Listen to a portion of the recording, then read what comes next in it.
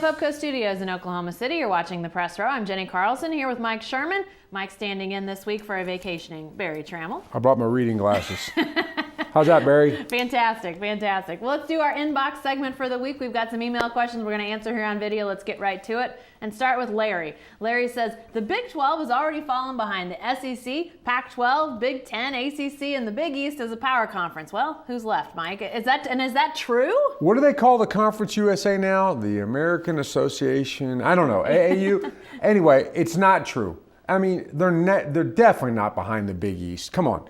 And it also, Larry, depends on what you're measuring it by. Are you measuring it by off-season headlines? Are you measuring it by how many teams are in the conference? Yes.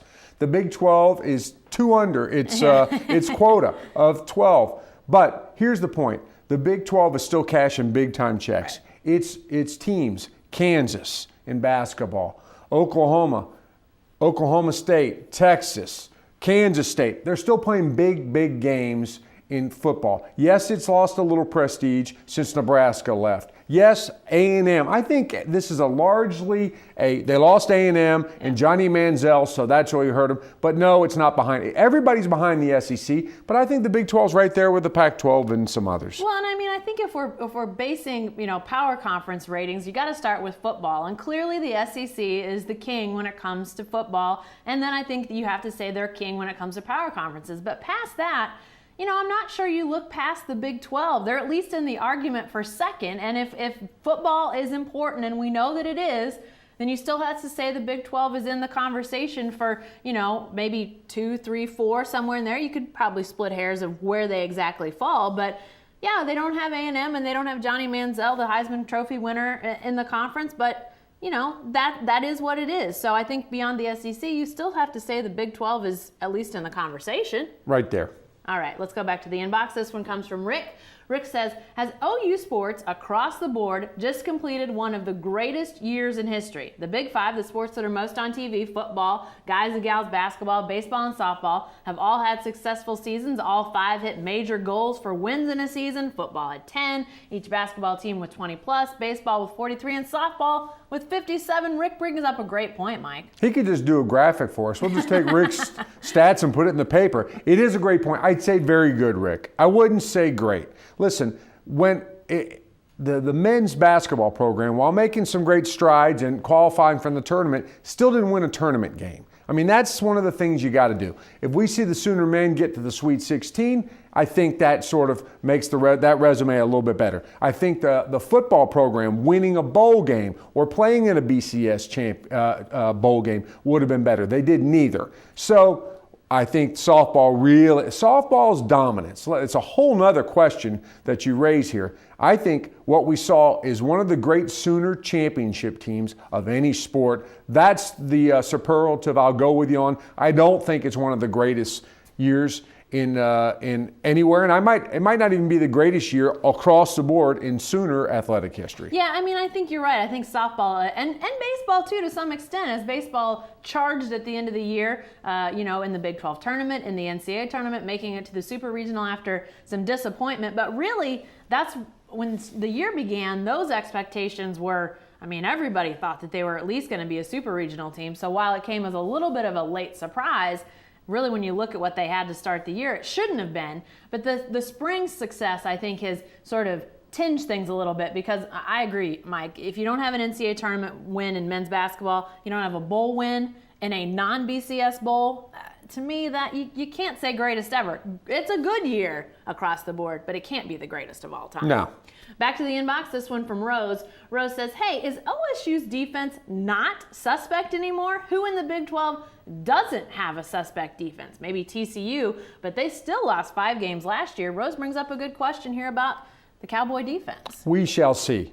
They changed defensive coordinators, which I don't know how far down the road that's going to get them. They say we're not going to play soft anymore. We've heard all this before.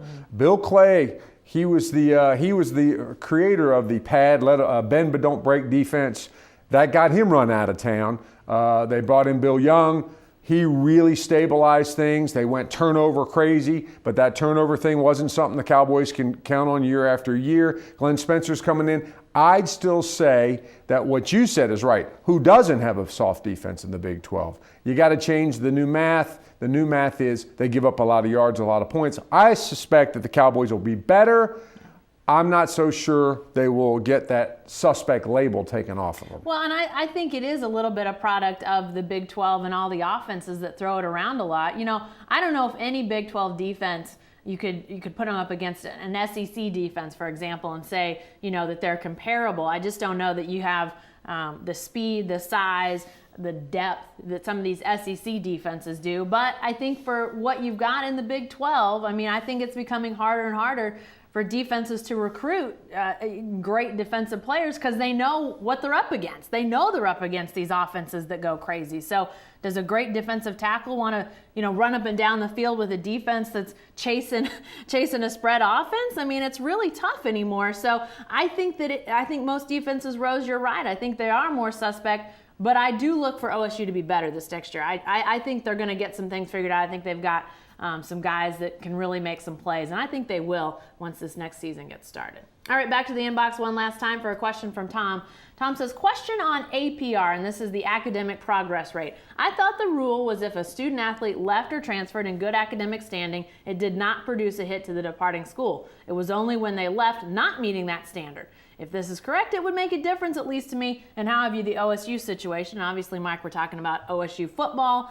They had some scores that don't put them in jeopardy yet, but as the rates increase, might put them in some warning areas. What about this APR question? Well, our crack research team of Jenny, right before we filmed this video, looked it up, and it turns out they are not dinged so long as the player who transfers leaves in good academic standing. You know, OSU's got some problems, but this is an attempt by the NCAA to figure out a way, some standard that they can keep score and track how everybody's doing. Make sure to raise the floor. I'll believe it when I see it, that a program like Oklahoma State or any gets disqualified from bowl consideration because of their APR. Hasn't happened yet. I'll believe it when I see it. I don't think it's going to for two reasons. One is there's just too much money on the table.